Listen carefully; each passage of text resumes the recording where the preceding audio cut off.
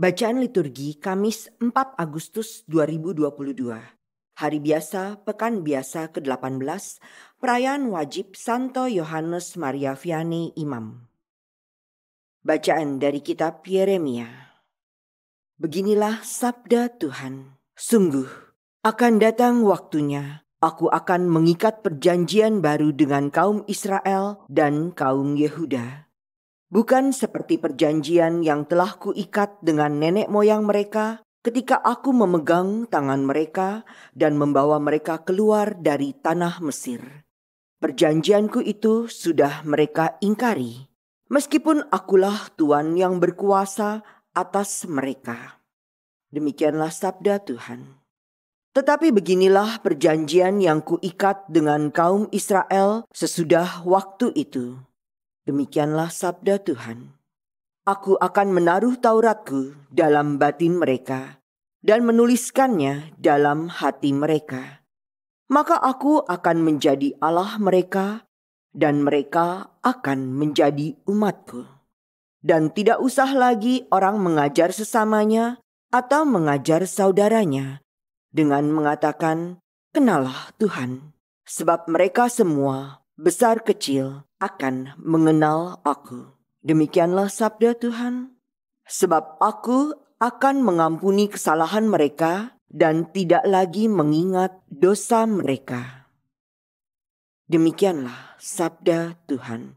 Syukur kepada Allah. Ciptakanlah hati murni dalam diriku ya Allah. Ciptakanlah hati murni dalam diriku ya Allah. Ciptakanlah hati yang murni dalam diriku ya Allah, dan baharuilah semangat yang teguh dalam batinku. Janganlah membuang aku dari hadapanmu, dan janganlah mengambil rohmu yang kudus daripadaku. Ciptakanlah hati murni dalam diriku ya Allah. Berilah aku sukacita karena keselamatanmu, dan teguhkanlah roh yang rela dalam diriku.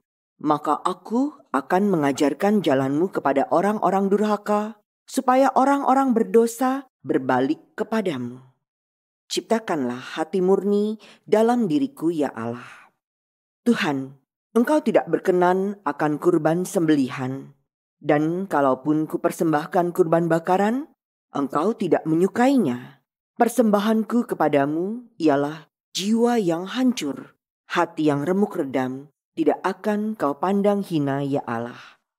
Ciptakanlah hati murni dalam diriku ya Allah. Haleluya, haleluya, haleluya. Engkaulah Petrus, dan di atas batu karang ini akan kudirikan jemaatku, dan alam maut takkan menguasainya. Haleluya, haleluya, haleluya. Inilah Injil suci menurut Matius. Dimuliakanlah Tuhan. Sekali peristiwa Yesus tiba di daerah Kaisarea Filipi. Ia bertanya kepada murid-muridnya. Kata orang, "Siapakah anak manusia itu?" Jawab mereka, "Ada yang mengatakan Yohanes Pembaptis, ada juga yang mengatakan Elia, dan ada pula yang mengatakan Yeremia atau salah seorang dari para nabi."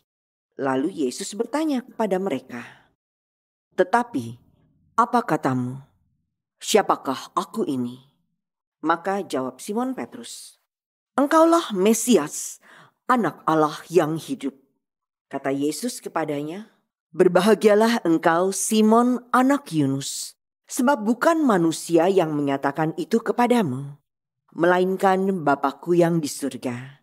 Dan aku pun berkata kepadamu, engkaulah Petrus, dan di atas batu karang ini aku akan mendirikan jemaatku, dan alam maut tidak akan menguasainya.